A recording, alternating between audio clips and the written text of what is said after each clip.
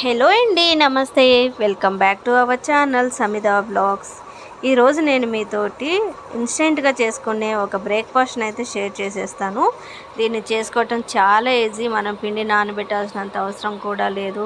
ఒక రోజున overall night మనం ఫర్మెంటేషన్ చేయాల్సినంత అవసరం కూడా ఏమీ లేదు.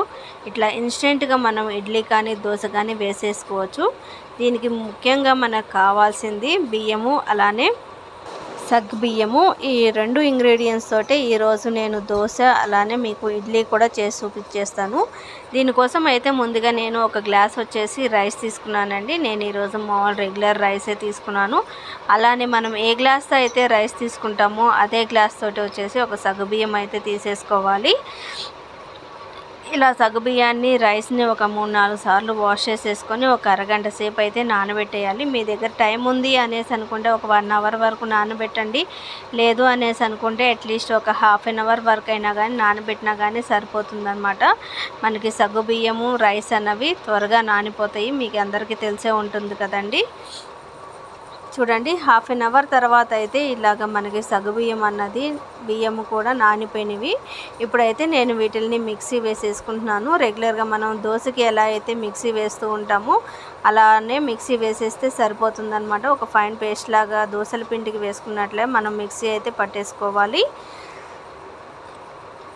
చూడండి, ఈ విధంగా అయితే నేను మిక్సీ అన్నది వేసేసుకున్నాను. మనం దోశల పిండికి ఎలా వేసుకున్నామో అలానే వచ్చేసిందనమాట ఈ కన్సిస్టెన్సీ.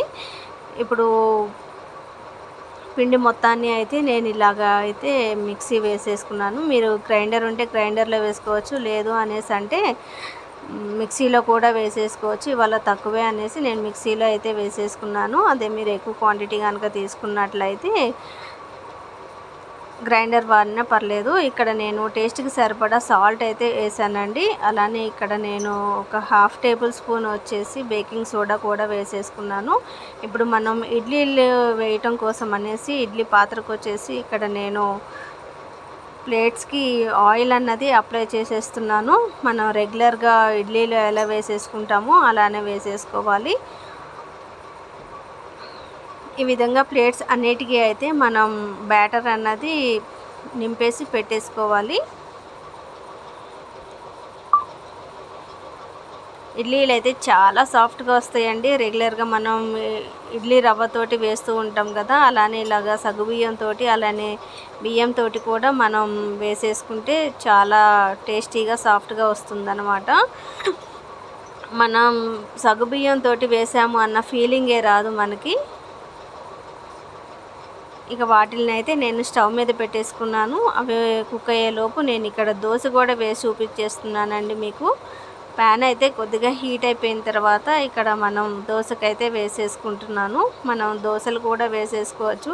ఇడ్లీ అంటే ఎక్కువగా ఇష్టపడిన వారు ఈ బ్యాటర్ తోటే మనం అయితే దోశను కూడా ప్రిపేర్ చేసేసుకోవచ్చు అనమాట. దోశ కొద్దిగా కాలిన తర్వాత మనం ఆయిల్ అనేది అప్లై చేసేయాలి. మనకి స్టిక్కీగా కూడా ఏముండదండి. ఇక్కడ మనం సగ్గుబియ్యం వేసాం కాబట్టి, కాకపోతే ఆ ఫ్లేవరే తెలుస్తుంది మనకి, సగ్గుబియ్యం ఫ్లేవర్ తెలుస్తుంది. కానీ సేమ్ మనం దోశలు ఎలా ఉంటాయో అలానే వస్తాయి అన్నమాట.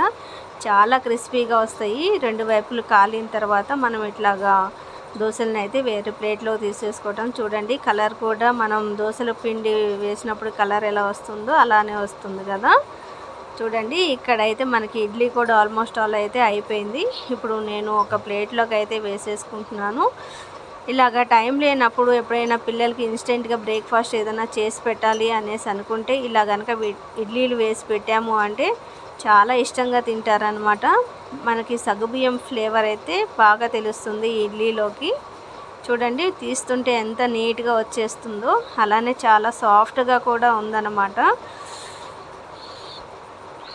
ఇక్కడ 2 తినేవాళ్ళు 4 అయితే తింటారనమాట. అంత టేస్టీగా ఉంటుంది ఈ ఇన్స్టెంట్ బ్రేక్ఫాస్ట్ అన్నది. చూడండి ఎంత సాఫ్ట్గా వచ్చేసిందో. నేను ఇక్కడ బేకింగ్ సోడా వేసాను కాబట్టి ఇడ్లీలు అన్నవి ఇలా చాలా పొంగినాయి. అలానే ఇక్కడ మనం ఇనో కూడా వాడేయచ్చండి. దాంట్లోకే నేను ఈరోజు టమాటో చట్నీ అయితే వేసేసాను. ఎంతో టేస్టీగా ఉండే మనకి ఇన్స్టెంట్ బ్రేక్ఫాస్ట్ అయితే రెడీ అయిపోయింది. ఒకసారి మీరు కూడా ట్రై చేసి చూడండి దీన్ని.